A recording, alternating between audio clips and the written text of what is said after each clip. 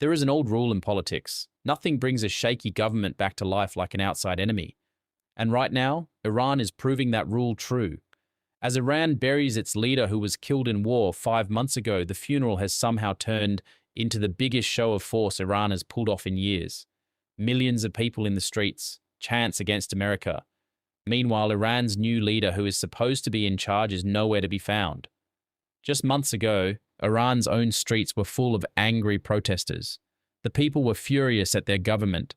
Today, those same streets are packed with millions of mourners.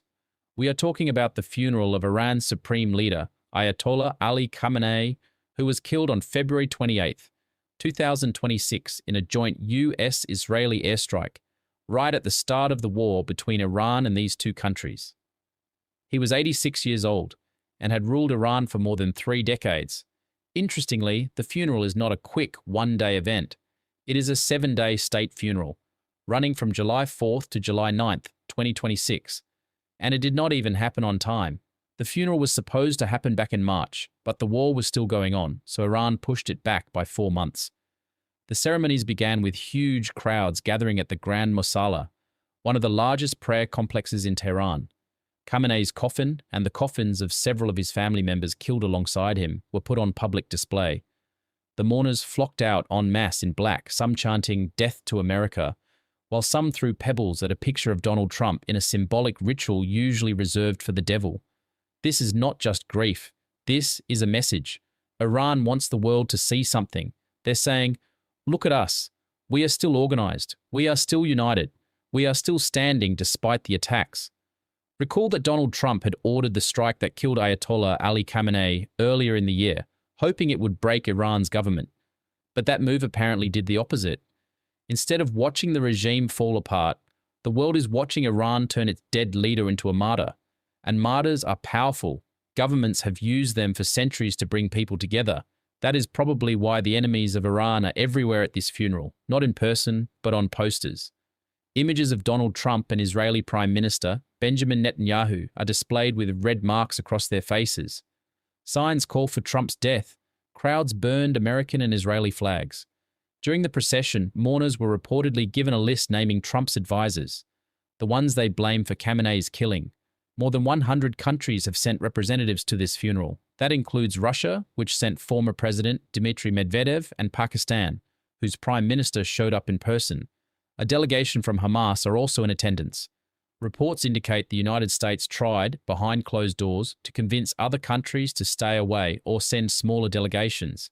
And some nations reportedly did scale back. But many still showed up anyway. And that, more than anything, is the story Iran wants to tell the world.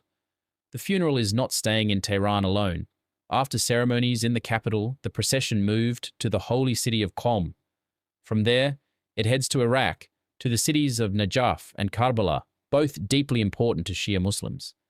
The final burial is set for the city of Mashhad, which is also where Khamenei was born. But in the middle of all this unity, all these massive crowds, all this choreography, one man is missing. And that is Mojtaba Khamenei, the son of the dead leader, the man who is now officially Iran's new supreme leader. He has not appeared in public even once since his father was killed. Not at the funeral, not anywhere. And nobody knows for sure the reason. Some believe he is hiding for his own safety. Note that Israel's defense minister, Israel Katz, was quoted saying Mojtaba Khamenei is marked for death. Reports suggest Israel already tried to target senior Iranian officials during past negotiations. Also, earlier in March this year, Donald Trump had placed a multi-million-dollar bounty on Mojtaba for information that could lead to his location and possible assassination. So right now, Iran is stuck in a strange moment.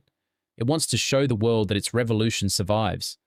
But the one person who is supposed to prove that, the new supreme leader himself, is nowhere to be found.